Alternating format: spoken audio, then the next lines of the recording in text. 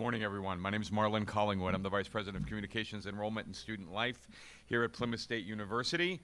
And I want to welcome you to Plymouth State on a beautiful April morning. It's always like this in February here at Plymouth, so it's a good place to come and take a break. We're really glad you're here this morning. It is 5 years that we have been hosting this really interesting and important forum on foreign direct investment in New Hampshire. We are going to do a couple of things this morning. We are going to have the actual report that our professors Roxana Wright and Chen Wu will be presenting, and then we're going to have a panel discussion. But at this point, I want to welcome everybody here, but also the folks that are joining us via the live stream. We'll have some housekeeping notes about those of you on the live stream when we get to the Q&A portion and the panel portion of the program. But right now, just welcome, and we're glad to have you all here. I'd like to now introduce the president of Plymouth State University, Donald Burks.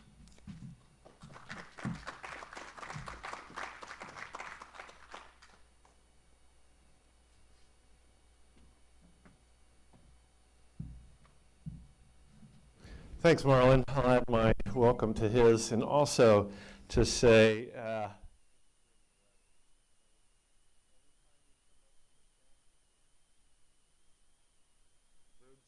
morning, it was just fantastic. My real role here is to introduce Taylor Caswell. However, before I do that, I want to put in a little plug for the things that are going on around here. As you might have remembered or knew, back in about 1862, I think, public education really got its boost. And it had two main transformational goals. One goal was to actually train the workforce that would be for the new economy. And the other role was to actually take the economy that existed, make it as efficient as possible, and create and be part of the transformation of a new economy. So here at Plymouth, we've taken that to heart. Before those things were done for the 19th and 20th century, our real role and mission is to look to the 21st century and be a transformational element in the economic transformation of the region. But not only that, the impact on the workforce and developing the workforce for that. So we do all kinds of things like wicked problem classes when students come in to work with societal problems. We get cluster projects that work on projects across the state to really get students engaged, but also to help transform the economic development activities that are going on. We try to stay really engaged in what's going on. So it's a real pleasure to have you here, and I think what's going on today is sort of an outgrowth of that philosophy. What Professor Wu and Professor Wright are doing is really to try to get engaged and look at a picture of how we can help, and this is particularly focused on foreign direct investment, is looking at how we can be an element of change and improvement and growth and thriving. As I was looking at Taylor's little bio, and it says to have business thrive and also to live in a place where you can really enjoy the setting that you're in. So thanks for coming. They wanted me to introduce a new partner today, which is World Affairs Council of New Hampshire. Thank you for coming. And Tim Hogan is here today. Horgan, where are you, Tim? Okay, great. Good to see you here. Let me say just a little bit about what Taylor does, and in case you don't know. Maybe some of you don't, but I think most of you probably do. Taylor really started in 2017, and I saw him and watched him as he started taking more control.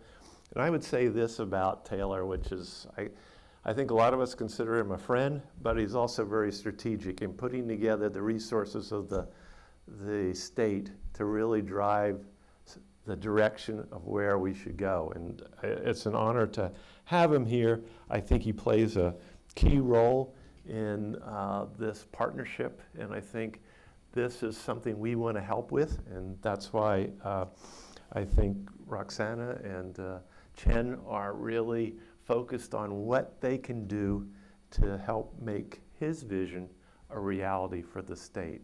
So thank you all for coming. I'm going to turn it over to Taylor to give a little bit of background. I hope I didn't share too much of. Oh, I forgot the Littleton bike path. That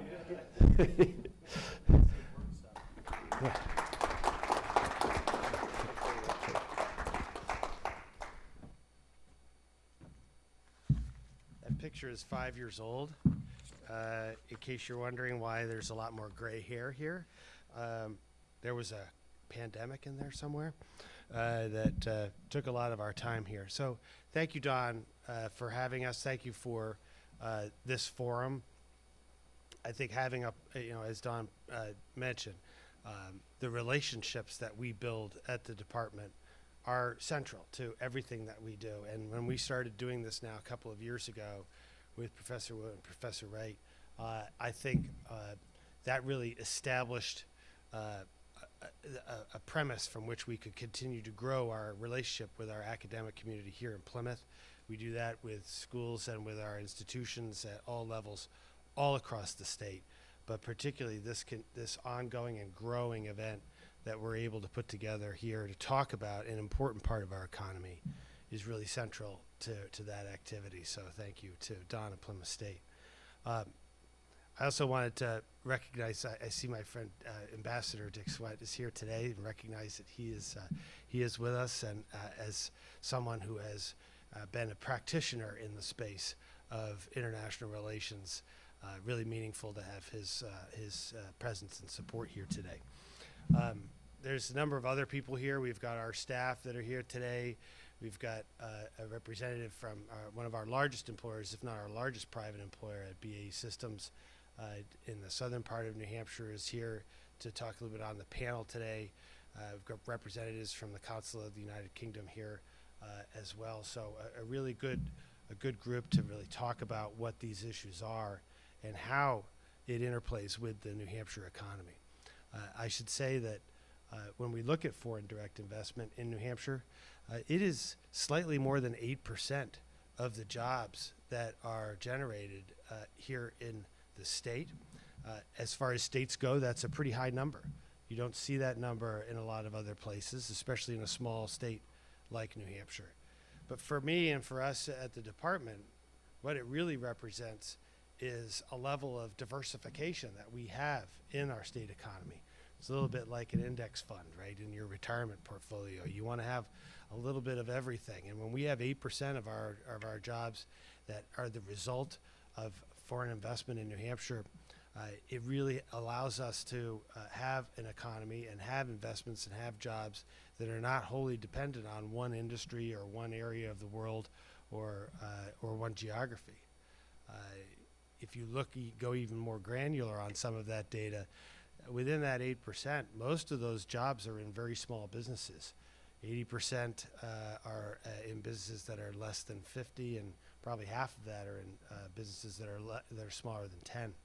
So this is really a story of small business and a story of access and diversification of their own development, because I bet in most cases for these small businesses, the foreign investment is not the only investment that they have. These are component manufacturers in a lot of cases, themselves diverse in the industries that they represent: aerospace and defense, computers and infrastructure, component manufacturing, IT, life science, medical device technologies. Those are all areas that we operate in, and that these small component manufacturers in a lot of cases are having investment both domestically and from a foreign standpoint. And it's not just in one area of the state. We see a lot of these types of investments happening here in the North Country, or even down the southern part of the state or in the seacoast. So again, it really, for me, speaks to the diversification of what we strive to have as an economy here in New Hampshire. And what we do at BEA to sort of make all these pieces go together is, we've been operating since the pandemic with our economic recovery and expansion strategy, which we really did in late 2020. So we were pretty deep into the pandemic at that point. We were seeing some of the early effects that had and was having on our economy. We have been implementing a lot of those high-level strategies since then. And foreign investment and export activity and trade activity is something that we have been very focused on to be able to provide markets for our small businesses to find places to sell products. Again, in the instance of diversifying those things and not being wholly dependent on domestic automakers or domestic aerospace companies, to be able to find other ways to have income for those employers. And we really saw that during the COVID experience itself. We had a lot of manufacturers that we asked to, and they came through in changing some of the mechanisms they were using on the floors to make one thing, to make something that the state needed during COVID. You know, a lot of medical device companies really came through for us in those early days when we were searching high and low for things like, you know, gloves and other medical components to battling those early days of the pandemic. So that really demonstrated to us how manufacturers are able to diversify on the floor like that. And we have taken that lesson and tried to apply it to a lot of the finding other opportunities for them through various numbers of investment. But in the end, what we can do at the state level is somewhat limited. We, as Don mentioned, try to create an environment for investment. And we do that through partnerships and through collaborations with other economic development organizations across the state. Those organizations have been there for a long time, but in a lot of cases, they have not been well aligned. They have not been working together in a way that sort of recognizes that, you know, we think that for a whole host of different reasons, we should go through this door and maybe not that door, rather than having everyone rush out all the doors. It has been a growing experience to institutionalize those types of relationships that have just not been in that forum for a long time. So we've established things called collaborative economic development regions. CEDARs is the nice way to say it, where we're having opportunities for these practitioners and for municipalities and for regional representatives to sit together and talk about everything from business recruitment to export policies and how do we find new markets for those companies in that region, because they might be a little different in one region than they are in another. In our teeny tiny little state, the distinctions between places like the Seacoast and the North Country are quite striking. So all of that is really kind of how we make these pieces go together. And this piece that we're talking about today with the FDI and what role that plays is an important part of that piece. And we take that back, internalize it, and make it part of our overall day-to-day operation. Adam Boltic in our Office of International Commerce has really grown, I think, over the last couple of years into an organization that has the capability to execute on these strategies, and we're seeing these results. We're seeing high numbers of investment. We're seeing high export numbers, which we'll probably hear more about over the next couple of days, all of which lead us to believe that we're doing something right between these partnerships and the work that we do. So thank you, everybody, for coming today. We look forward to the panel, hearing some more about the findings, again, from our friends here at Plymouth. And I hope you enjoy the day and take something valuable home today. So thank you.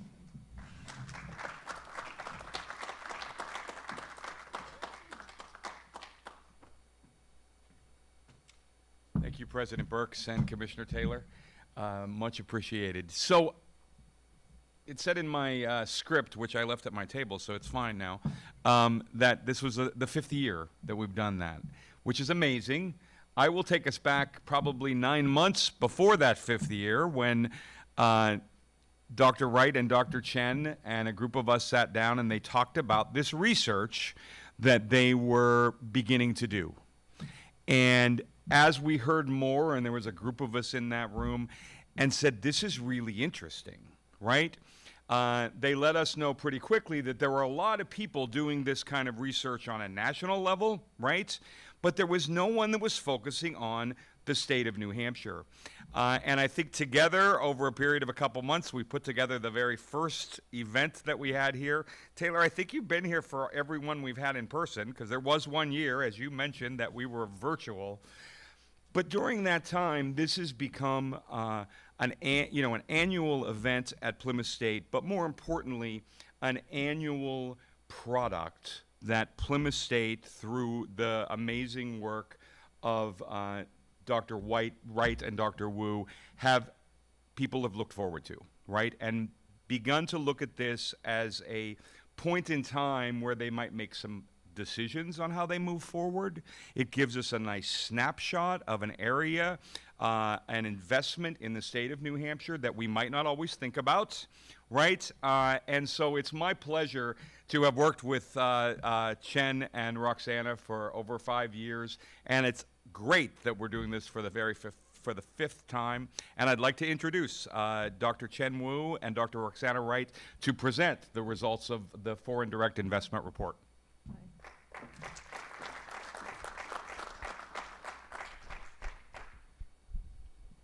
Thank you very much, Marlon. I hope we can live up to the build-up. Thank you, everyone, for being with us today. It's such a pleasure to see you here, and for those who are online, thank you for joining us online. We really appreciate it. This has been such a great experience for us to work together. We are collaborating extremely well, and it's been something that we enjoyed finding out, and we're here to tell you more about our findings for the past couple of years. So this is the 21-22 report. We combined the 2 years, and we really wanted to understand what foreign direct investment looks like in New Hampshire after the pandemic, and what were some of the signals that we were seeing in the data.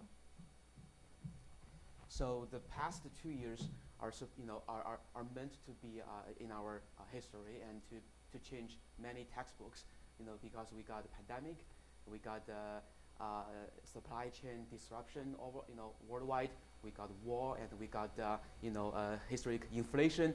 So people are wondering how those things impact our economy. At national level, abundant research has been done, but at state level, especially into a state, that research has been sparse, and that's our room. That's our concentration will focus. So now our report, our findings do review that two things. So first of all, the new FDI, the new foreign direct investment in our state are recovering from the pandemic. And meanwhile, our findings also show that the FDI in our state has persistent quality in their investment and job creations. So in summary, our research is based upon a sample that contains 361 foreign subsidiaries whose parent companies are from are 176 parent companies, and they are headquartered in 23 countries. And in 2020, according to the Bureau of Econ Analysis, so those foreign subsidiaries supported 50,700 jobs of New Hampshire people. Okay, so first let's take a brief look at the national trend of FDI. So basically, if you can see from this chart here, so before the pandemic, so every quarter the U.S. accepted foreign investment at a value around $70 billion every quarter.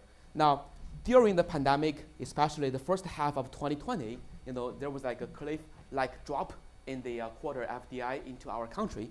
Now, starting second half, it bounced up.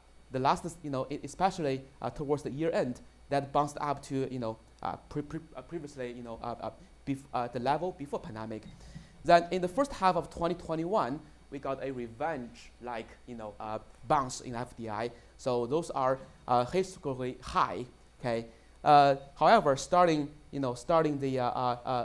2022, so the FDI into our country has been back to its pre-pandemic normal level, around $70 billion to $40 billion.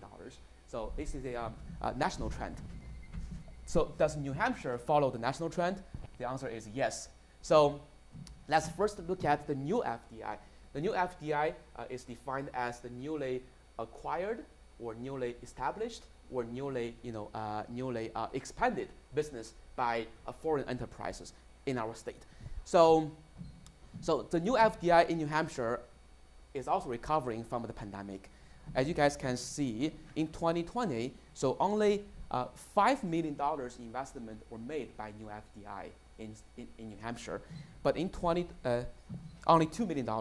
But in 2021, so $5 million investment are made by new FDI in our state. Now look at job creations. So during the year of pandemic, so basically there's no new job created by the new FDI.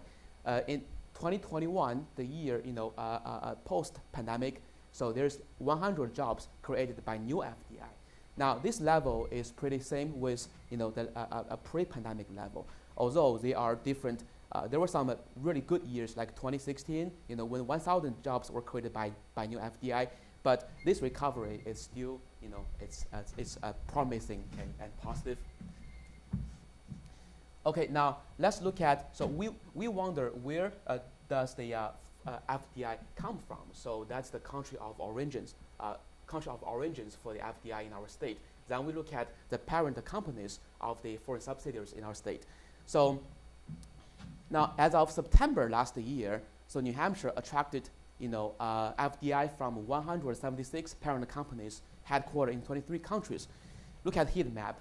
I think it's not surprising, so most FDI in our state are flowing from, our northern neighbor, Canada, okay, from Europe, okay, from East Asia, okay, from Australia.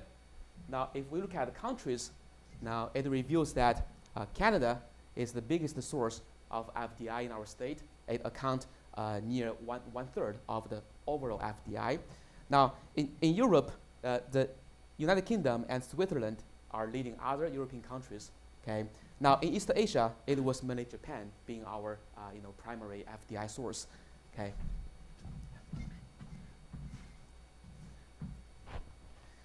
Then we also, we want to look at what are these, what these foreign subsidiaries are doing in our state. Okay, what are the parent companies doing? Okay, so we look at the industry focus and supply chain activity of the parent companies, and this is our findings. So basically, the parent companies of subsidiaries in New Hampshire, they are from all of the four economic sectors. Okay, starting from the primary sector, which include mining, farming, and fishing. It's only tiny portion, about 1%. So you cannot see that, but there is. But biggest piece is in the secondary sector, including manufacturing, utility, and construction. And now the second largest area is the service sector. Okay, service sector. Now, we notice this for the so-called knowledge sector, which is the the rising sector, focusing on high tech, okay, and technology. So this part is about 20%, close to 20% of FDI of the parent companies in the knowledge sector are investing in New Hampshire. So this is perspective, okay. Then we look at the industries of those parent companies. Okay, it turns out they are from 12 the North American industry code system. So the biggest one, 55% is from the manufacturing, and 11% is from the wholesale trade, and then 7% of the parent companies are in finance and insurance. Now, the nature of the parent companies, to a large degree, determine the nature of their subsidiaries. Okay, so let's keep moving. So while Chen has been telling us about the industries and the diversity of parent international companies that bring their activities to our state, here's a closer look to foreign subsidiaries and what kind of sectors are they in. And we see the same idea of diversity. And I think the story that our data is describing here is one that's very similar to what Commissioner Caswell was telling us, is one of diversity, is one of engagement across many parts of the New Hampshire economy, and it's also one of small business, as we will see. So as we looked at where most of the foreign subsidiaries in our state are, we really could see how these organizations contribute to financing availability to private citizens in our state, to corporate residents. We see the the impetus that these organizations bring in terms of the growth of markets and industries. And we also see good engagement in manufacturing and in high-tech manufacturing in innovative areas. So these companies really contribute to the resilience in our state. So when we took a closer look, this is just a representation against industries, and we do see some concentration in the finance and insurance.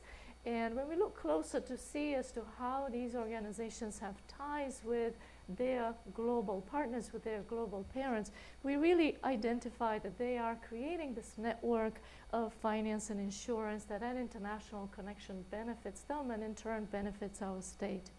We also see integration in larger distribution systems. These are organizations that are part of distribution, they're part of wholesale, they're part of the logistics in the supply chain, and they really connect our state to the larger global distribution systems. And finally, we see international business interest in local innovation.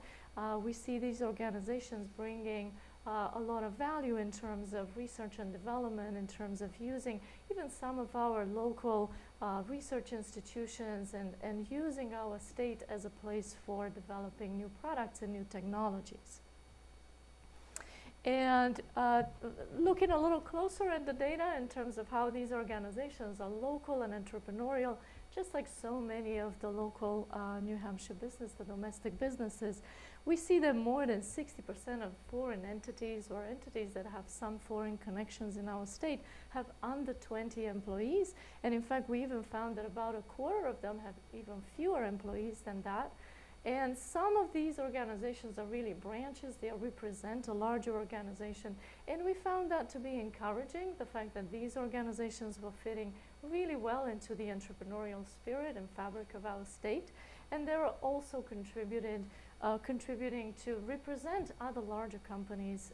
There was still some interest in our state, despite the fact that it's a relatively smaller state. So when we looked at the impact of the pandemic disruption, Chen described how we have a sample of data. We feel that it's a largely complete sample, but we are probably missing some of these foreign subsidiaries and parents in our state. And we were encouraged to see that their representation across industries was comparable to the pre-pandemic representation. So that showed us that the diversity of these organizations really resisted the disruption in the supply chain, of the health crisis, of any of the other effects of what the COVID pandemic brought to us. So these were our conclusions in terms of diversity across industry sectors and subsectors in our state. Many overseas links and kind of establishing, being part of the value and supply chain beyond our state, beyond our region, even globally, and the fact that these organizations are really local and they're entrepreneurial, despite of being small or even larger size. Organizations really had a lot of entrepreneurial activities in our state. Thank you, Roxanne. So Roxanne's focus has been about company performances, management strategies. That is her specialty of research.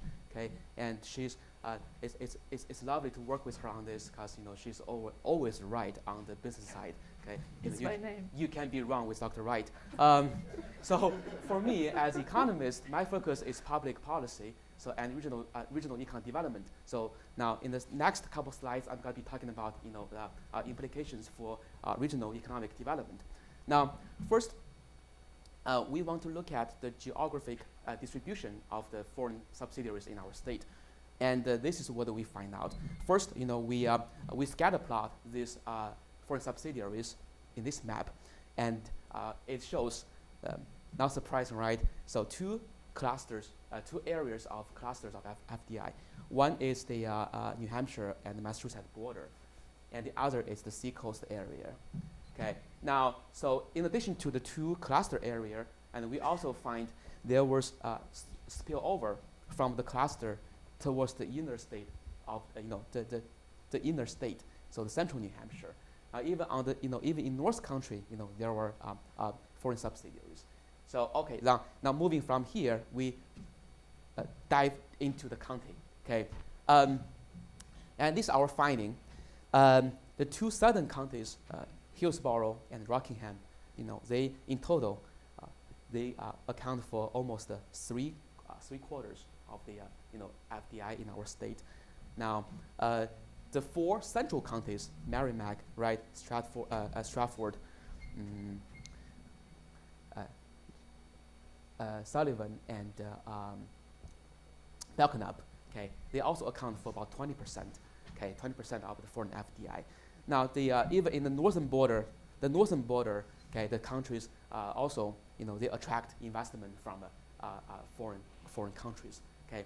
Now, so we identified, the geographic agglomeration. Then we want to look at what industries these FDI are doing in each state. And this is our finding.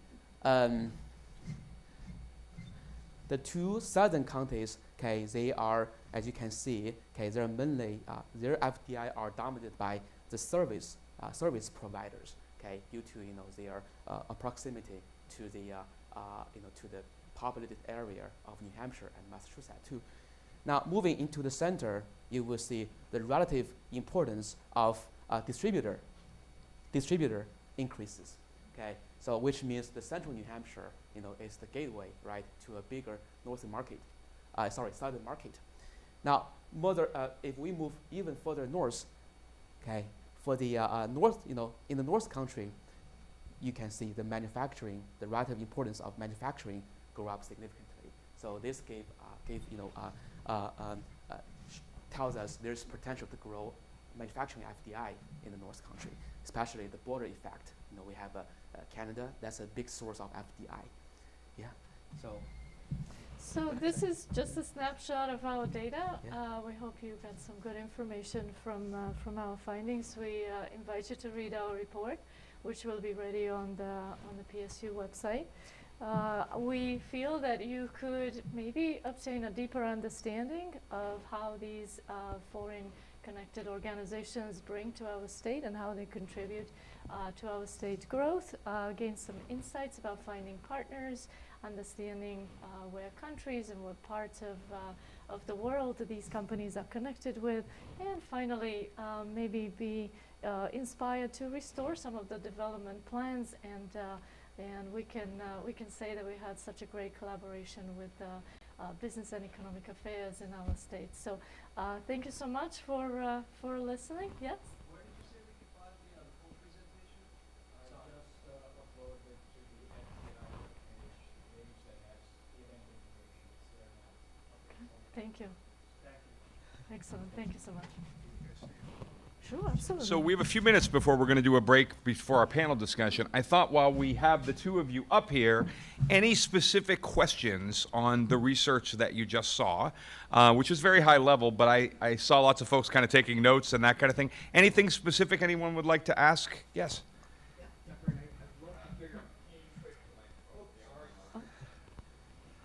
I'm going off schedule here, so I apologize.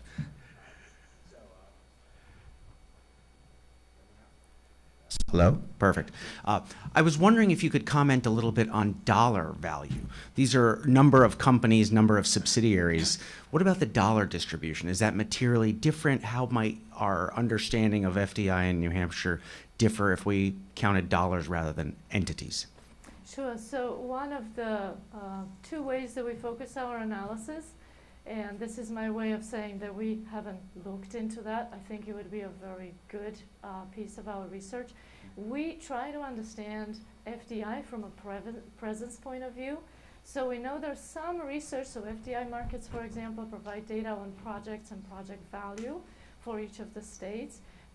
It's data that it tends to be more proprietary. We try to purchase some of the data, but we also try to go a different way. That's why we felt that maybe folks who want to understand better the distribution in terms of presence in our state, and that was something that was very unique for us. And recently, especially with the pandemic, we try to look at the activities of organizations. So when we did that, I can maybe answer partly your question. We found some big investments, and not only that, but we found that what these organizations were doing was very strategic, that they weren't just doing little things pre-pandemic or even during the pandemic, even after the pandemic, but they were doing things for the long term. They were doing things that were establishing more connections in their supply chain. So they tended to be very strategic. And the value was pretty high. We saw some acquisitions that are in the $100 million, for example. We see some expansion efforts that were significant. So we feel there's a lot of data that could be mined in that way, but what we found so far has been encouraging. I serve on the World Affairs Council board, and one of the things that we're very interested in understanding is how are these companies, I think you mentioned 176 of them, how are they attracted to the state? Are they companies that made that decision on their own? Are they companies that were influenced by Taylor and his organization? Are they companies that were attracted through other individuals or companies in the state? And I'm wondering if your report covers that kind of information as well. So we couldn't pinpoint exactly what attracted these organizations to the state, and we feel that our friends from the Business and Economic Affairs may be able to shed some light on that, because they work directly with these companies, with representatives from the companies. They probably have a deeper insight for their motivations. So look forward to the panel discussion for that. But we tend to see a lot of agglomeration effect, as Chen was describing, that has to do with where there are some good opportunities for research, where there are some good opportunities for innovation, where there are some opportunities to get closer to other organizations. When I was ambassador in Denmark, we worked closely with the Danish companies and actually had a delegation with then Governor Jean Shaheen coming to Denmark and had arranged for contracts to be signed. While they were there, we did over $80 million worth of business at that time. My question, my follow-up question is, are there these kinds of programs that we can help with other countries with attracting New Hampshire business abroad? And can we do a reverse kind of FDI that might enable New Hampshire companies to spread their marketplace into new locations abroad? Sure, and maybe there are many opportunities. Again, we haven't looked into that, but I think it's a very good avenue to consider. And because these organizations might already be used to working with some foreign entities, some foreign subsidiaries, as we said, they are connected in their value chains. It will probably come more natural. And that's perhaps another encouraging aspect of what we found about foreign business in New Hampshire, that although those businesses are small, they are diverse, they are well connected, they are part of the networks, and that might in fact encourage some of the domestic organizations to look overseas as well. I just want to add to your first question. You made a really good point. According to the literature of FDI location choice, so when the global companies choose a place to invest, so basically they look at locations that have the things they want. So if you think about business, what they want, number one, they want consumers. So New Hampshire, is in the market of the U.S. Behind us is the U.S. being first power of economy in the world, and also New Hampshire is the gateway to the New England, which is among the highest income region of the country. So they can market here. Second, they're looking at the things like good quality, good labor quality. The New Hampshire, we offer a comprehensive university system that supply labor for their needs. Three, they are looking for good infrastructures. Okay, infrastructures, and we in New Hampshire we got the like good highways. We got the port. Also, we have the foreign trade zone. So these are the things they're looking at. And also, they are number four. They're looking at whether there are a big stock of foreign investment or not. Research shows FDI like to be around with each other, to increase their collective bargaining power. So they feel safe when they see investment from their own country, like Denmark, or from other country. So they're foreign, so they want to see. So there's like like magnet. The bigger the FDI, the more they attract from other countries. And New Hampshire, that's why we're showing people New Hampshire got this FDI from those countries. It can be a tool to recruit further FDI in the future. And also the last thing, according to the research done by me and by other scholars, the foreign investment recruiting office is important. or like a recruitment purpose trip is also important. I know our BA colleagues has been making some trip, to the targeted selected countries in Europe. So that's been proven effective to recruit investment from other countries. So yeah. We also purported New Hampshire as being a very easy backdoor into the U.S., the bigger Yeah. U.S. market. Yes, Yes. yes. That's something that New Hampshire can distinguish itself Yes. with. Yes, and also I want to add. Last thing is, they foreign investors really like to work with a government which is approachable, and that is our BA, right? They are approachable for businesses. They are supportive to them. So I think these are the factors, as far as I know, that why people invest in New Hampshire. Yeah, and Good good point, right? So when you are there on the website, one of our previous report found exactly what you're describing, that in fact a lot of the motivations for new investments were to just access the corridor to the northeast and then even further down south to the US. So some of these organizations, due to border effects or even the location of our state, they do come to get access to more distribution, to more markets and so on. So that was an excellent comment that we have seen as well in the data. One more question, and then we're going to take a quick break. This is great because it's getting me excited for the panel where we're going to talk about all these things with the other people that are experts here. I wondered if you would comment on how the foreign investors interact with the local market and the domestic partners, I guess. And the place that I'm coming from is when I hear foreign direct investment, I might think that it's just the foreign investor that comes to New Hampshire and operates on his or her own. So it just sets up a mini version of the parent. But how or do they partner with local owners and businesses and financiers and so forth? So even in one of our previous reports, when we're looking right during the pandemic, we were finding partnerships just for the purposes that Chen described. So partnerships to access certain distribution, partnerships to access certain markets, a lot of partnerships for innovation. So thank you for mentioning that, because although we try to separate what the presence specifically is for these entities that are related somehow and connected with other international global companies, these are organizations that are very well established here. They have a network of partners. They work here just like any domestic company would. So they don't just sort of come and create their own insular activities, but they do and partner just for the motivations that Chen was describing. Thank you for the question. They're quite low key in terms of to be localized. Even when our people don't realize we have those foreign companies, they made it. Okay, they want to be American company, which they did. Great. Thank you all. Thank you both for this amazing report. Please take some time to read the whole report, because that's where the real information is. We're going to take a 15-minute break, fill up your coffee cups, whatever you need to do some networking, and then we're going to come back with a panel where we're going to address a lot of the individual issues that we just spoke about. But thank you all.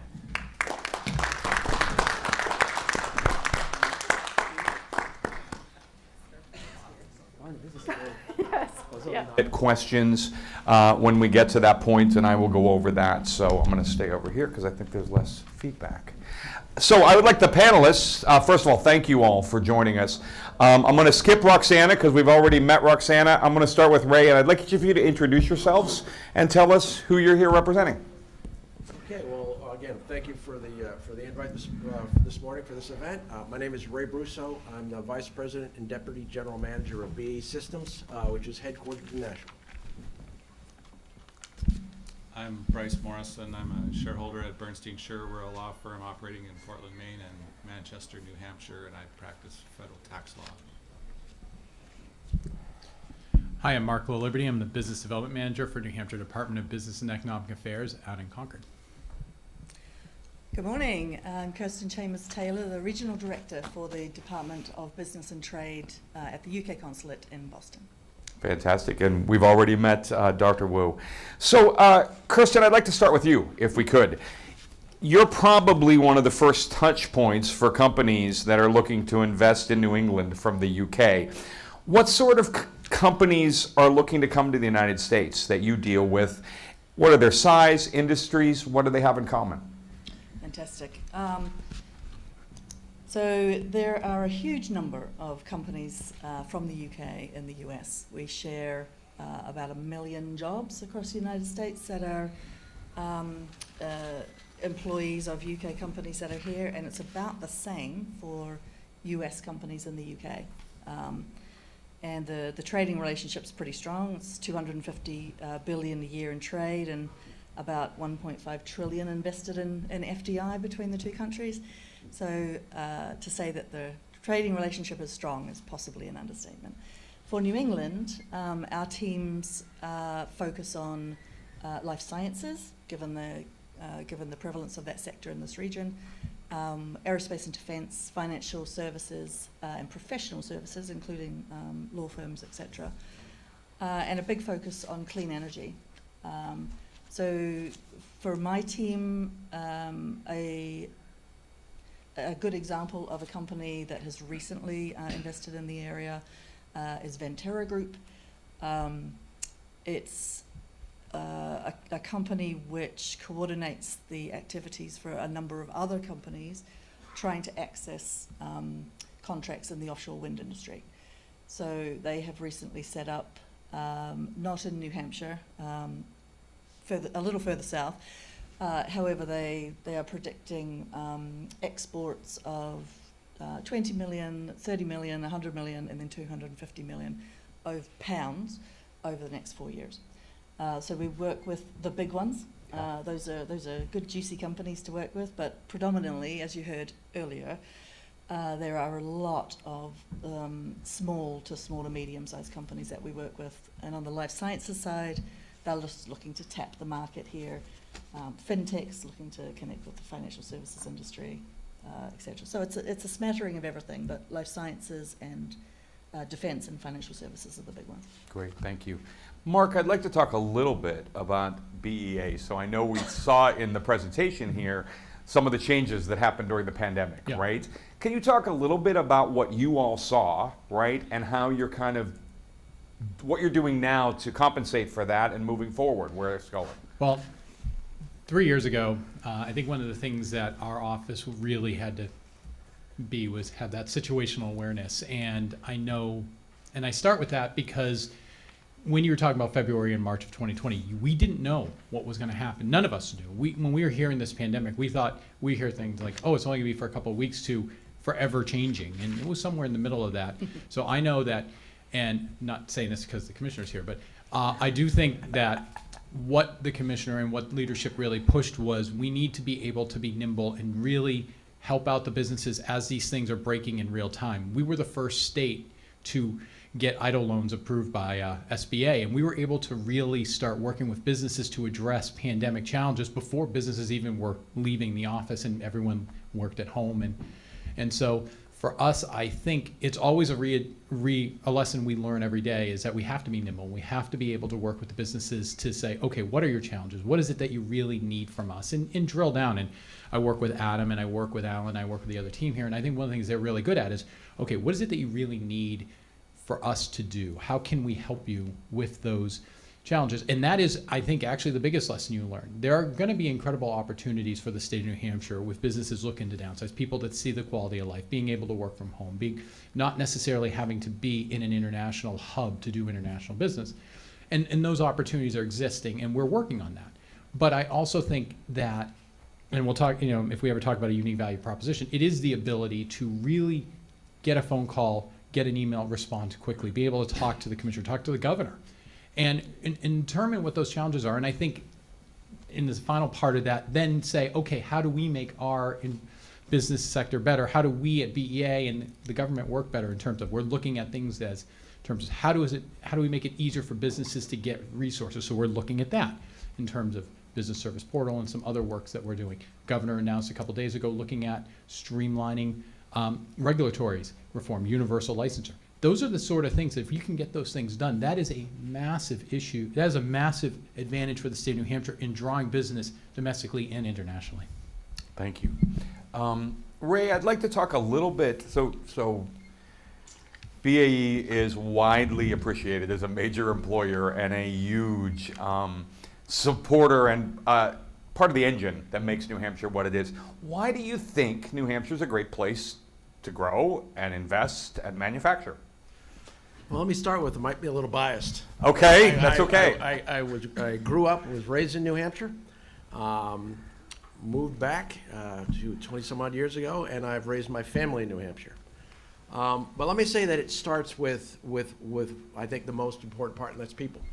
I look at our workforce, I look at the talent pool, I look at the talent of our workforce, the education New Hampshire and New England provides, whether it's professional engineering, or program management, finance, and I look at our hourly workers, our assembly workers on the line, and the training they get, and you know, out of the normal schools, but out of the vocational schools and the community colleges, and bringing them in. So I look at the talent pool in New Hampshire, and it's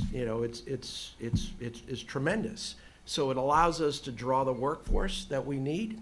And the other thing I look at, it's a very committed workforce. They're committed to our mission. I mean, we're an aerospace defense company. They're committed to our mission. They're committed to our customers and to who do our products for. And that draws them in. That keeps them. And quite frankly, we don't see a lot of job hopping. We get them, and we have very, very stable employment with a very high level caliber employee. And the second part is quality of life. I mean, so I live in Nashua. So from Nashua, I'm 45 minutes to Boston, 50 minutes to the seacoast. An hour and 20 minutes got me here this morning. I haven't been up here in a while. I'm in the middle of the beginning of the White Mountains. You can't beat the quality of life that you can find in New Hampshire. And I think that, you know, that our headquarters are here. We have not moved it. We've got about 6,000 employees in the state. And we continue to expand in the state. And this is where we want to be. Yeah, talk to me a little bit about the, you know, aerospace defense cluster kind of idea here in New Hampshire. Do you think that exists? I think and how can we all support that more? I think it does exist. I mean, so you've got us located in southern New Hampshire. We've got a tremendous supply chain and tremendous partners with small companies. We do business with over 300 small companies and suppliers in the state of New Hampshire. We did about $150 million in orders from New Hampshire-based companies. Again, I see the same type of talent in the workforce and the labor force in our suppliers. Regardless of the size, small to large, I see the same commitment. We saw that all through the pandemic. We've got, we're close to Boston. We're close to our peers. In Massachusetts and some in New Hampshire. We've got Pease, we've got the Portsmouth Naval Shipyard. This is a hub. This is a hub, and for defense work, and it's here by the type of work, the technical difficulty of our work, and the ability to draw the workforce here. So I do think it is a hub. Great. Bryce, I want to talk a little bit about some of the questions you get, right, as an attorney. What are the common questions you get related to duties and tariffs and those kind of things from a company who might be making some decisions on whether they want to invest in New Hampshire? Yeah, it's a really good question because it raises a lot of regulation and complexity that I don't know the experience in other countries so well, but my experience with companies coming to the U.S. is that they're expecting a ton of regulation, and they're questioning how they're going to navigate it. And so with tariffs and imports and exports, it's a very specialized area with long lists of what a particular good is and what it qualifies for and what rate applies. And so it's a very complex area that I advise people just to talk to somebody that's in the industry and knows. Talk to a customs broker, talk to an industry group that's in your industry that's dealing with that. You don't need to reinvent the wheel. But in addition to that, there are other considerations that I think people don't fully appreciate. If you were trying to sell goods into the United States, for example, there's sales tax, and there's 10,000 sales tax jurisdictions in the United States. And I think some people look at that and think, I just don't know what to do. And sometimes they limit their distribution to a certain area, and maybe that's not the best business decision, but that's what the regulation sort of drives them to. So it's the complexity, and I like your point about trying to narrow in on what the specific need is, and I think that's really key for people that are advising others that are coming in to do business in the United States and in New Hampshire, is to try to narrow in on what their specific need is, because a lot of times they just don't know what they don't know. Yeah. And I want to encourage anybody else who wants to jump in on any of these answers, please fight over the microphone. Feel free to do that. Kristen, I want to go back to you because we're talking about first touch points, right? I guess one of the questions that I think often comes up is, what is the role that an embassy or a consulate plays? And obviously you're going to speak from your role, but in general, what do you do? And why is that important for companies? So not all consulates and embassies are created equal, as you might imagine, and in different geographies in the country there'll be different sizes with different specific focuses. But for the Canadians and the British, the Kiwis, I'm a New Zealander originally, and Aussies, our model is very similar, and that is we are here to provide access for UK companies coming into this country and to help US companies go into the UK. So this can be our day-to-day bread and butter is, well, for me it's this, talking to communities, talking to individual companies about the opportunities that each country offers, and then our teams work specifically within sectors, and they are doing the same thing, one-on-one with companies, talking to groups. We can help companies get the lights on if they're already here, if they're having some basic challenges like that. But even before they come, what is their market? What is their potential place in the market? What does the packaging for their product need to look like? It can be the really, really essential functional stuff. And for the bigger companies, they don't need us to do that. So we're helping with potential additional strategies, different revenue streams, different introductions. Someone mentioned earlier the access. The reason that we're on the ground in each country is to provide the access right here. So I'm a New England specialist, I guess, in essence, for the British Embassy, and there's 6 other people like me around the country that have a team that focus on specific sectors. But more than just the trade and investment element, someone asked earlier about the people and how the companies integrate into the environment, and that's our job too. So it's fine to plant your flag and put some people on the ground, but they can't go unsupported. So our role too is to make sure that those people are connected with the British American Business Council. We make introductions to folks like on this panel or in the room, to make sure that the jobs that they create are sticky, and the trade experience they have is a good one, so that they end up employing people in the market. So some of the time I actually do, I think Taylor's team should probably give me a commission, because I'm actually out there talking up New Hampshire, talking up the 6 states of New England, trying to actually get UK companies to land. It's not just about us helping open doors and find a distributor. I'm actually tasked with UK companies setting up in the region as well. Great. Do you take a note of that, Commission? Okay, good. Thank you. Cup of coffee every now and then. Mark, I want to go back to you for a moment, right? So as Kirsten just talked, you guys work with all of these folks, right? All of the time. Talk a little bit. I know that in the past, BEA has said that Canada, France, Ireland, and Germany are really have been really successful to attract businesses to the state. Is that still true? Are there other regions? What areas are you looking at? The UK. Good answer. No, I think I think the challenge is that you want to go to these areas, and that's also important. But you want to look at the fields and the sectors that you really feel that are going to be best in it, and they don't necessarily have to be in one country. I mean, I know we do a lot with life science, and we're looking a lot at life science and some of the stuff that's going on in Manchester and Army, but Keene State has opened up a facility near there. So for us, it's beyond just a country, and we have these relationships with Canada, France, Ireland, UK, Germany. But I just got a company from Luxembourg has just, I mean, they're not in New Hampshire, so the Luxembourg Grand Duchy had reached out to us recently, and I don't want to go into more detail, but the fact is that means that there's an opportunity to work into a new country, and it's new challenges and more stuff for Adam to look at. But so for us, yes, it's important to build on those relationships and look at where those relationships make sense. But again, new markets, emerging markets, if they fit within the realm of the sectors that we're looking at, those are things we should be keeping an eye on as well. So I want to ask one other question, because obviously, you know, we're here today in the Plymouth area, right? And there's Plymouth, the town of Holderness, Grafton County.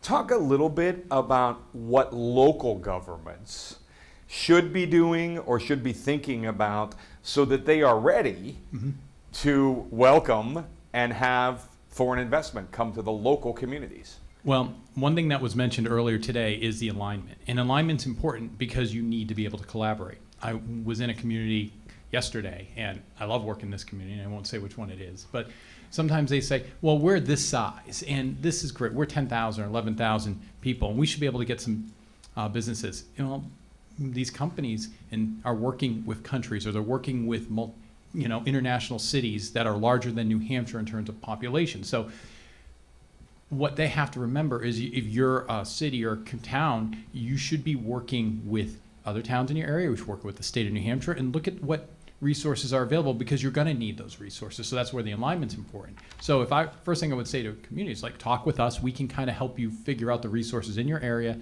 and in the state, and we can come to your community. We can go walk through, look at your sites, available sites. That's what's going to be most important for these communities. Really get a sense of what they have, what's around them, and how all of it can work together. Thanks. Ray, I want to come back to BA. Could I just add to Oh that? yeah, go right ahead, please. Yeah, so I absolutely agree. You know, when you are little or have a widely diverse offering, and there's somebody in the area, maybe there's a whole lot of towns that are the same size or what have you, coming together as a collective makes you look a lot bigger as a landing spot. Like, instead of landing a helicopter on a fishing boat, you're landing it on an aircraft carrier instead. So someone mentioned earlier the program of cities and towns coming together like that, and it's very similar in the UK. There's the local enterprise partnerships. So we used to have in England 13 different regions, southwest, etc. Now there's 37 local enterprise partnerships, but Greater Manchester, massive landing spot. Then there are some smaller places in the southeast that have come together, and they're finding it by jointly marketing and communicating. They're selling their individual talents as a group, and everyone works with consortia or with talented groups of people that come together. MBA groups put different people in the same teams and build something bigger. So it's wildly successful on the UK side. So if there are lessons to be learned, we'd be happy to help share some of those too. And one last point, that's why we have CEDARs in the state of New Hampshire. We have a CEDAR team back there that they are working with diverse communities and counties and regions to do that sort of collaboration. And I think that's actually been very successful. The conversations that are being had, they're working together. They're seeing where, what advantages and disadvantages each community has, or each locality has, and working together to address them and putting forward things that are going to be beneficial not only to their regions but the state as a whole. Great. So, Ray, when it comes to BAE, and you all are looking at expansion, for instance, right? How important is it that you have kind of the right relationships with all levels of the government, right, from the state down to the local? I mean, is that important? Yeah, it's very important. When you look at the economic impact of an expansion of a company like BAE into a community, it can have a major impact on the community. So having the partnership and collaboration of, organizations like the BEA, the governor's office, the mayor's office of whatever city you're looking at, and those and their offices is important, because we're going to be looking at things. Okay, if we're going to expand, if we're going to build, what's the infrastructure around where we're going? What collaboration partnership can we get on getting contractors and permitting? What can we do with utilities? And then if you start looking at if we're going to put 700, 800 employees into a region, is there affordable housing? What's the school system? Because we're going to have an impact on it. So what can we do in partnership with that community so we just don't come in and overwhelm a community, but we can help grow our business and the community at the same time. So that partnership is key. Great. So Bryce, I want to go back to licenses and certifications, right? So I think, Mark, I think you mentioned, and any of us who listened to the governor's budget address knew that a big part of that and a big part of what he's proposing is really to streamline licensure, certifications, those kinds of things. Why is that important to people that you might be talking to? It's another layer that a person coming in to do business inside the country has to deal with. And we were talking earlier about trade and export and taxes, and now so you have licenses. And I had just heard about this initiative from the governor on the radio driving in this morning. I think it's a fabulous idea. I think he said there were 34 licenses that he was looking at just eliminating, and I'm not privy to the details of the plan, but to the extent that the landscape can be sort of rationalized from how it is right now is just, that's key to driving business to the state. So how does a company who might be here today or listening, how do they stay abreast of what's going on and the changes that are happening?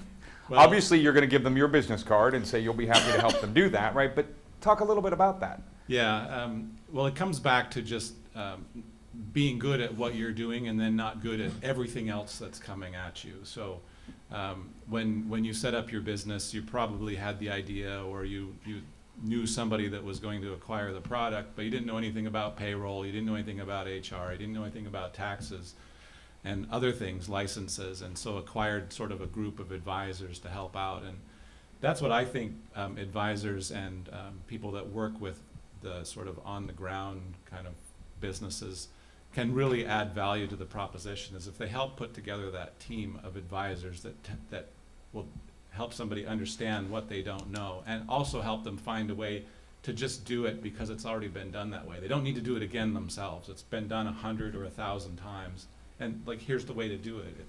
If you can just put together that group of advisors to lift the idea off the ground, that's key to scaling it. Great. Mark, a final question. Talk a little bit, because I know you guys have a team that are working all the time, right, and trying to do all of the things that we've just been talking about. Talk a little bit about some of your current outreach efforts, what you see the future looking like, that kind of thing, from the standpoint of the BEA? I think we talked a little bit about it earlier. First of all, I think just finding ways to cut down time, cut down any sort of roadblocks to getting businesses in here. And so obviously these are initiatives that happen at a higher level than us, but even in our areas. So I'm relatively new in this role in business recruitment, but I was in business retention, so I know some of the challenges that businesses have. So for me, one of the first things I did was meet with Adam, and him and I had a good long meeting to discuss kind of what is the landscape of FDI and international, because that's some of the things that I'm going to be looking at in terms of the sort of businesses we want to bring in and how we can help them. And he and I actually have a pretty good system in looking at some sort of due diligence and how we do that.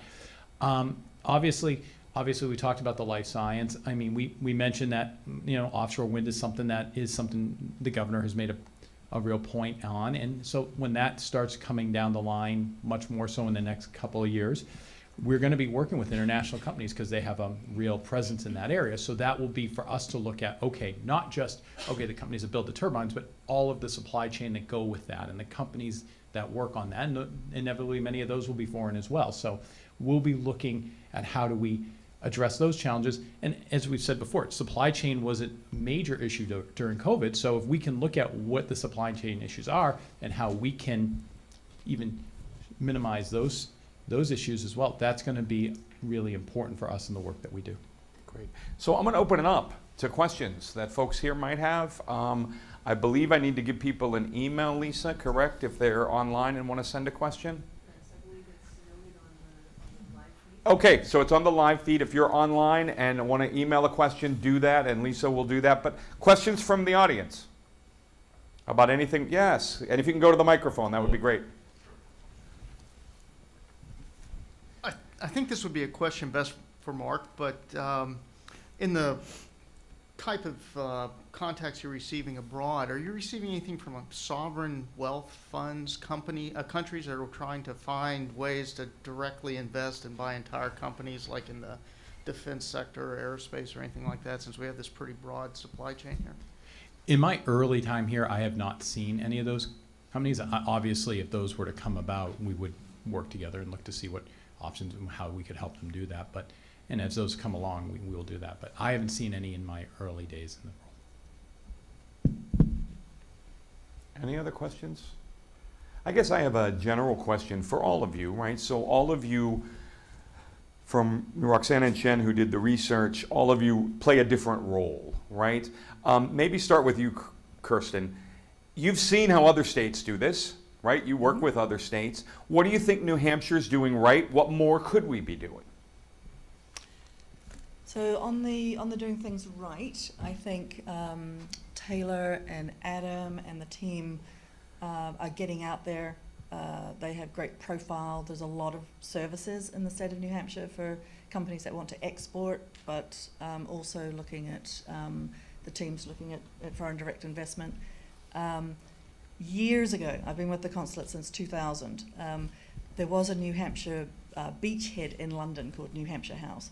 I'm not saying that you need to have that now, but a lot of different states are using us and working together with the consulates and U.S. Department of Commerce to really do outreach in other countries. So, for instance, here, we're constantly speaking with companies here about investing in the UK, and it's because we are here constantly poking them. Soft power too, invitations to events. We're doing an Aston Martin program soon. We're going to be inviting lots of Fortune 500 CEOs and things, and that's nothing. We're inviting them because we want them to inward invest into the UK, but they're coming because it's Aston Martin. Right. So, knocking on the side door, a lot of that sort of activity is good, but Adam and I have big plans for this year, so there's going to be a lot of UK activity in and around the state. That's great. Bryce, what have you seen other states doing? What do you think New Hampshire's doing really well? Well, I think I'll avoid your question a little bit and come Okay, that's fine. And That's I think- absolutely fine. and not because I have anything against what anybody's doing. Yeah. And I from the information I've heard on the panel, everybody is doing a fantastic job. But the perspective that I wanted to add was that business is just going to happen. That if I'm a foreign party and I have a really good idea, and it involves the other country, if it involves the U.S., it's just going to happen. And in my career, I practiced in Canada for 17 years. I had plenty of companies that had some great ideas about selling goods into the U.S. and just did it. And then they got the tax bills. And then their trucks were coming across the border and got impounded to pay the unpaid tax bills. It happened a lot of times. And so my point is that the entrepreneurial spirit just exists in business. And I think that the people that want to attract business or help business that already exists is wise to zero in on where it's happening, because it's just going to happen. And so if you're ahead of where that is, if you can anticipate what's coming, and then deploy all the things that are good about New Hampshire right now, the supply chain, the workforce, the great North Country and all the outdoor activities, if you can just deploy those things that are already available to the things that are coming. Ray, I want to take the question to you. Why does BAE keep expanding in New Hampshire? It's a great thing, but what's the reason you're doing that? Well, I think I'll go back to my earlier answer. One, it's the talent pool, the people. Yep. We need, for what we do, we need highly trained employees, whether that's degreed, engineering or finance, or whether that's highly trained assembly workers. What we do, it's very hard to just pick up off the street and come in. But if I look at the relationships we've formed with the community colleges, where we can take somebody, that has, no assembly skills, and we have some of our manufacturing leads working with the community college to teach them, how to assemble what microwave assembly is all about, what soldering is all about. And what we can then do is we can offer both to, we can offer and to them, as well as our peer companies can also take advantage of it. A highly well-paid, safe, solid jobs with solid benefits and a career path. So if I look at the state, I think the state's extremely business friendly. And I look at the relationships we've developed and continue to develop with the university systems and the community colleges, and that allows us to, when we look at where we're going to expand, right? You expand because you're growing. So once you understand, what type of facility you need, and we look at where we're going to put it, like Manchester. We went into Manchester. It was, we kind of draw a radius around our manufacturing plants. Where do we want to have our engineering offices, make sure they're not too far away. But we looked at Manchester as a city very willing and very ready to do business and collaborate and cooperate. We also looked at that, expanded our employee pool. Right now it opens up the North Country more than, driving to Nashua from up here it's not an easy haul. But driving to Manchester, it's shorter. It opened up the seacoast. I lived at the seacoast for 3 years, and I love living on the seacoast. But that slog from, down 495 to Nashua, in the morning it was fine. Boy, you do that going home on a July Friday, it becomes a problem. But 101's an easy shot, so it opened up the seacoast to us. So, but it comes down to people and the business and the environment that the state provides for the business, and it's second to none. That's great. So we have a question from online. George asks, why should people of New Hampshire care about how or why foreign companies are coming into the state? How does it impact our daily lives? So, Mark, I'm going to start with you.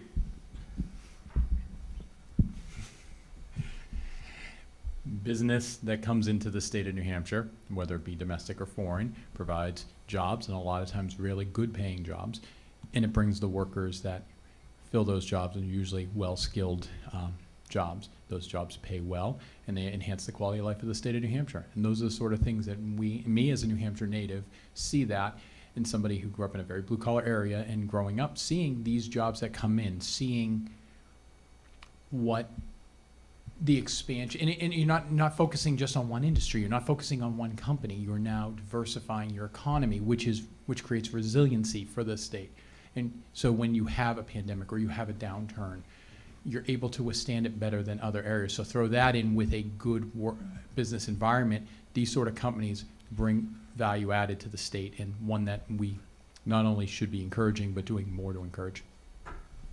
I'd say it also brings just an international flavor that adds to the quality of life. But if you've stayed at a Holiday Inn, British owned. If you've shopped at a Michael Kors or a Body Shop, you're enjoying British products. So most people wouldn't even realize where half the products or services that they use come from. If you're on the web, you're probably using foreign technology of some sort. So if you stripped out all of the international pieces from anything, it would be a bloody boring place to live. And, we already talked about the gazillions of jobs that are provided in the state of New Hampshire by foreign companies. So it's a win-win. Yeah, feel free. You expect me to sit here and just be quiet for a minute. No, everything everybody has said on that point is pretty important. I would just add one other answer to that question, and point particularly to the North Country. So for a lot of communities in the North Country that have a really long history of manufacturing, whether it's in the paper mills or what it has been over the last couple hundred years, a lot of those industries no longer exist, but a lot of the infrastructure and a lot of the people and a lot of the tradition continues to exist. It gives an option for those communities to look north and to look to Quebec and to the eastern provinces and find places for them to get over the border to New Hampshire, access the New Hampshire or the United States markets, to be in foreign trade zones, and to take advantage of that tradition and that infrastructure that's in place currently. Whereas it would be not impossible, but a much harder role for somebody like Mark on our team to be able to take a company from central United States or even southern New England and say, let's get you up into Lancaster or Groveton or Berlin. Admittedly, that's a harder leap, but for a company in Quebec and Montreal or south, it becomes a much easier play and it gets them into the market. So it provides options for the work that we do, that we've been talking about here today, to bring others into the fold of the New Hampshire business community. And the other thing that I would just say as well, to sort of reiterate that, is when you look as an investor from a foreign entity, a foreign country or company, and you want to see where you want to have investments proximally to maybe to Eastern, to Europe or to Western Africa or wherever, and you're looking at the East Coast of the United States, and you look at the makeup, the regulatory and tax makeup of states up and down the East Coast, you start to see why New Hampshire stands out.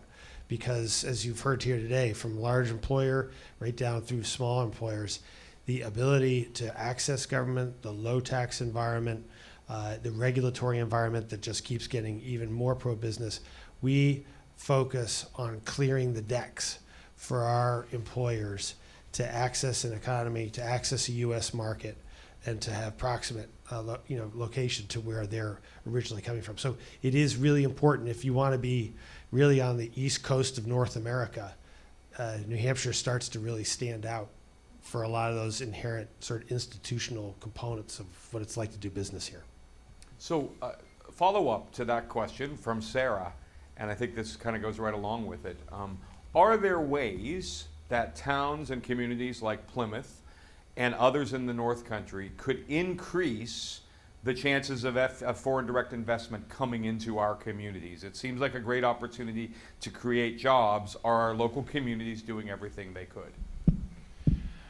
So kind of reiterate what I said a little bit earlier, I think the collaborative approach really works. But the first thing I would do is, like I said, I would go reach out to our team. We have international experts on our staff that can go and sit with businesses or sit with communities and say, okay, what is it that you're looking for? And talk about what we said before, really drill down to find out what is it you're looking for. We want FDI. Do you just want FDI, or are you looking for a specific company or a specific sector, or in the case of Plymouth, do you want something you feel like could partner with the university?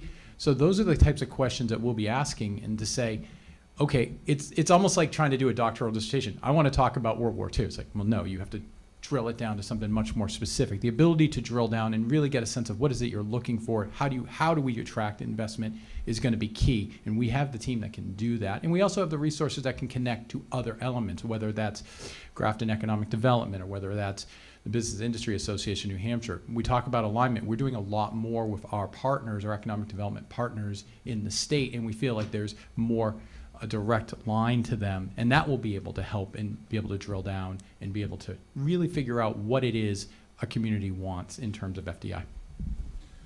Yeah, I think I would add to that, just based on my experience, that I would tell local officials, local business development organizations to really know the people in their town and the history of their town and and the industries in their town, because I'm always surprised at the global reach of local businesses.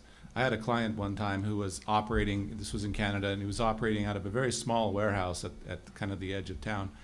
And he provided a massive product to LA County in this case. And it was just some nondescript warehouse that you would never guess. And I think that experience is all over New England and all over New Hampshire. There's a lot of natural business going on north-south.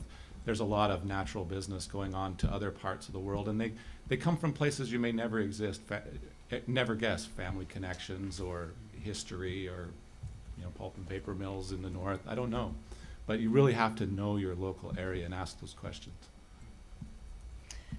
Just to add to what Mark and Bryce have said, I think the towns and regions knowing what they want is one thing, knowing what they have and what the value of that on the international market is.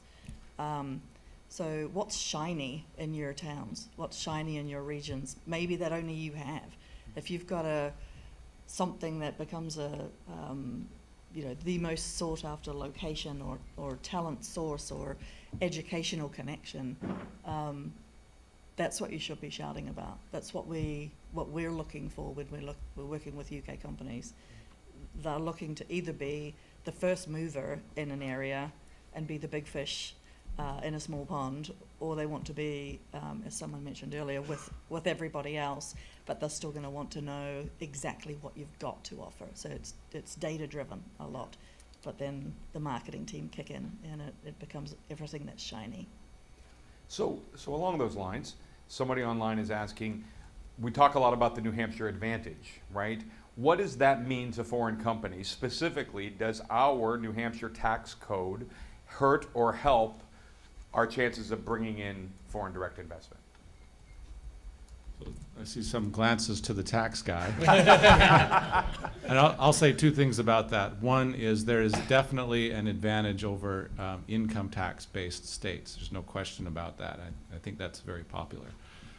I would say that the uniqueness of the New Hampshire tax environment can be a challenge sometimes, though, because a lot of the world does kind of look at this income tax model.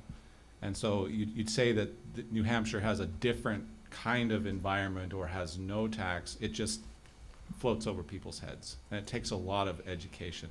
And I'm not saying it's a bad thing. I'm just saying it's so different that you have to recognize that it's an issue and be able to talk to people about some of the particular questions that come up with New Hampshire business profits tax or New Hampshire enterprise tax that are just unknown in an income tax world.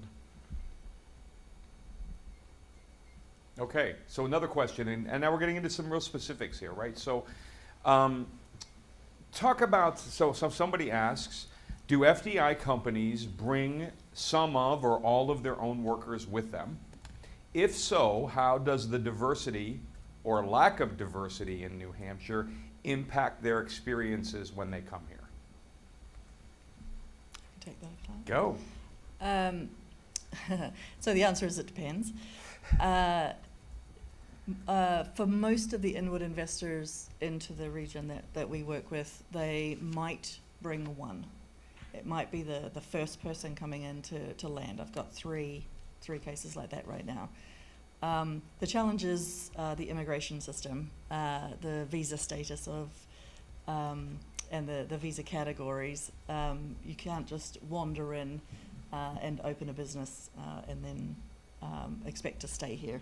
Sadly, open borders, all of that. So, you know, there are some visa ramifications there, but generally the companies that we work with, maybe one comes for a while, sets up, hires somebody to take it over, and then goes home again. There's some income tax reasons for doing it that way too. If you're a foreign entity, you want to be careful not to have yourself nabbed in the U.S. tax net. And so you make sure that you're not creating a permanent establishment in the U.S., which would subject your foreign entity to U.S. taxes. So the reason, I think, in addition to immigration, for just acquiring a local entity or establishing a local entity and then populating it with local personnel is just to avoid those issues and just kind of keep your U.S. operations in the U.S. and create a wall so that the U.S. grab doesn't get out beyond the wall. So along those lines, and again, looking at specific questions about how this would work. So this person writes online, I've heard a lot about soft landing sites in some places. What are our soft landing sites in New Hampshire that are positioned to help smaller businesses get their feet in the door, get things started, and actually begin prospering?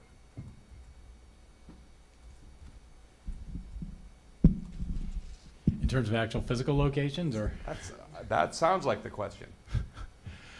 One of the things I think that's where I think our office really had the seeders to kind of determine when communities work together, how could they work together to address these sort of challenges? So, I mean, I think the obvious answer is anywhere you have an airport, whether you have Manchester, you have Portsmouth, those areas, to an extent Rochester with Skyhaven. So I think in terms of where there's good infrastructure and access to larger markets. So for us, I would say anything where on the 93 or the Route 3 corridor to get down to Boston, or, you know, Seacoast with the airport and the Port of New Hampshire.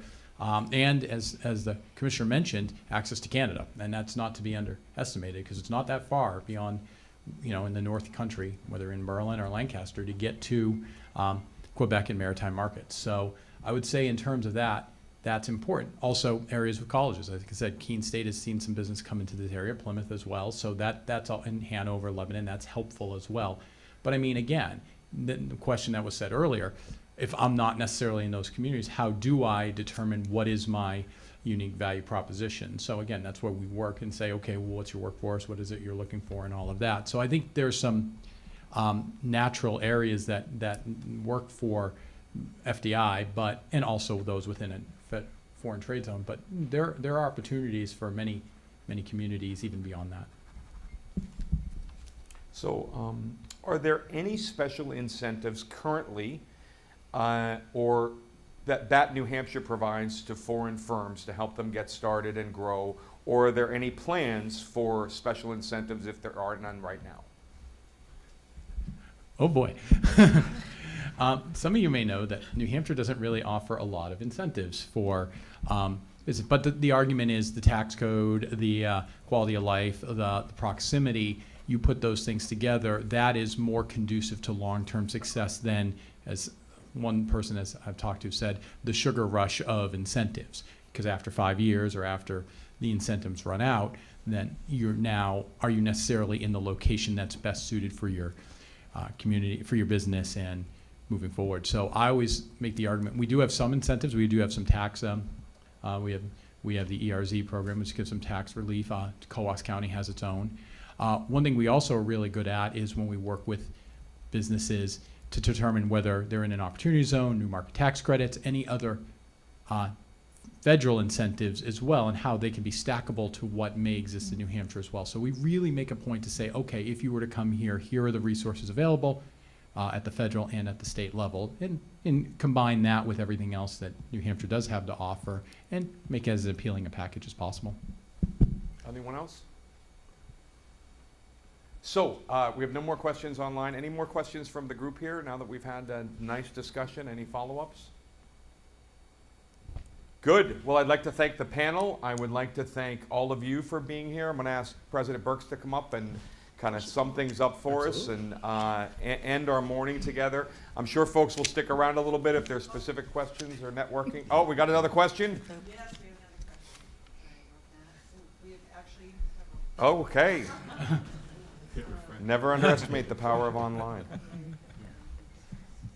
Okay, can Dr. Wu and Dr. Wright talk more about the key trends they have seen in the 5 years they have been leading this study? How did the pandemic specifically impact the trend lines we saw pre and post-pandemic? Yes, I'll get that started. We found that the present stayed the same, because our approach was to look at sort of mapping where these companies that were involved in foreign direct investments were across New Hampshire, and we found stability, we found resilience.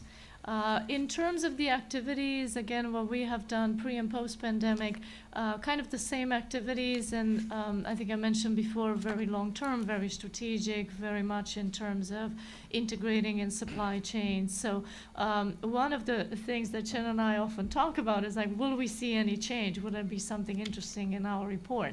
And that's why we kind of shifted our focus to look at specifically the activities of companies, or we try to look more specifically and what could be some of the effects. That's why we looked at the agglomeration, the spillover, the border effects. We found stability so far, so it's only been 5 years, but that has been one of our key finding. So it's been for us, we really don't see any major changes other than kind of growing with the state, growing with some of the things that are happening in the state. And even here, the panelists, right? So Kirsten was talking about life sciences. You were talking about fintech for finance. We have found that those are sectors that are very well represented by foreign direct investment, and we're probably going to see more and more interest. One of the things that we have uncovered very early on is that big projects will attract a lot of interest from companies in the U.S., from New Hampshire, and also from outside the U.S. I just want to add, so Dr. Wright is always right. I just want to make an addition to that, make it perfect. So the national level trend, we want to compare that trend with our state trend, and we did find out that in terms of states, there's a huge heterogeneity. States are different. Some states, our country has been recovering. I show you guys the path of recovery of our country in terms of FDI. So fortunately, New Hampshire follows that trend with the nation. There are some states, that was not following the trend. They fell they fell off from the team. So, but that's good for New Hampshire, and also we think that is fortunate for our state. So, in terms of national trend, we are matching that trend. So, yeah, just want to add that. Great, great. So that's all the questions we have. Any That's my- other questions from in here? Okay, Dawn, would you like to come up and kind of wish us all well and thank everybody?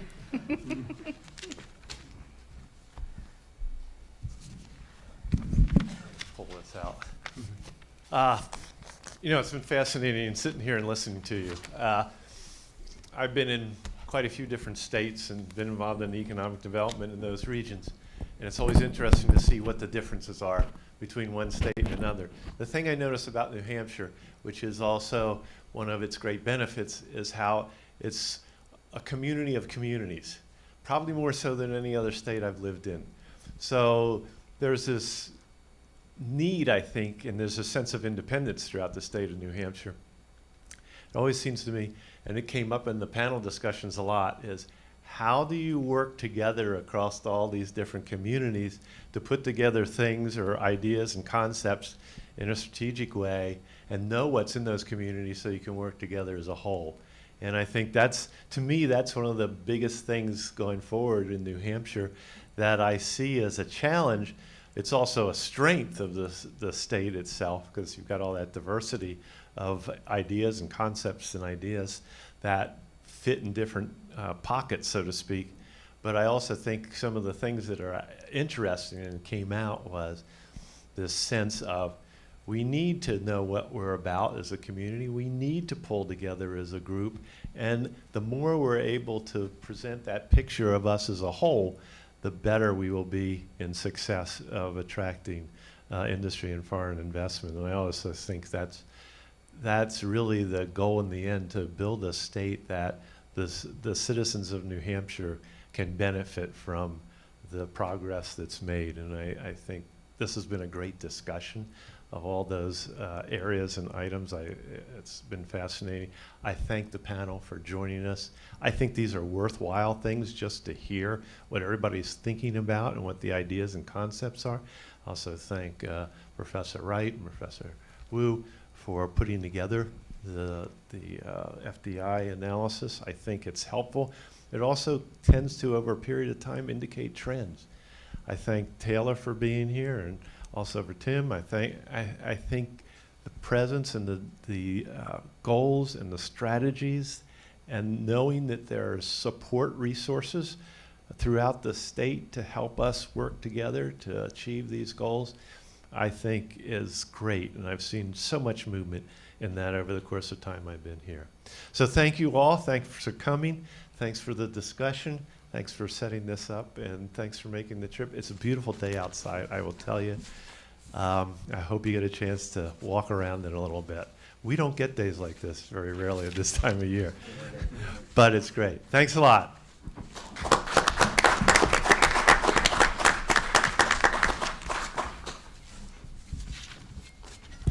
Right.